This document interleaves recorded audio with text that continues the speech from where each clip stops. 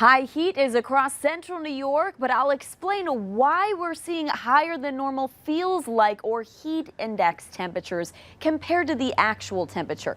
So first, let's explain why we have a thing called the heat index.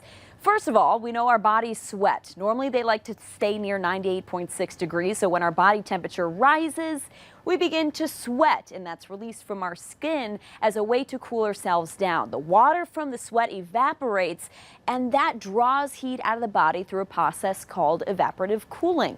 However, when it's muggy, this doesn't happen as easily. Our sweat fails to evaporate from our skin, keeping the warmth in our body and leaving you feel sticky. So that's why we have heat index values or real field temperatures when things become muggy. This is the National Weather Service's chart that they use to determine the heat index based on the temperature versus the relative humidity. So an example, over the past couple of days, we've been in the low 90s. The relative humidity about 60%. That means the real field temperature is in the lower 100s.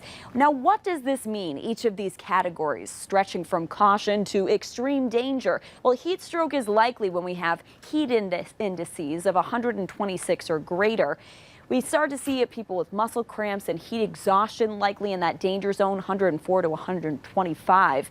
And it's less likely when you drop below 103 degrees. And heat advisories for us are usually issued when the heat index is 95 degrees or greater.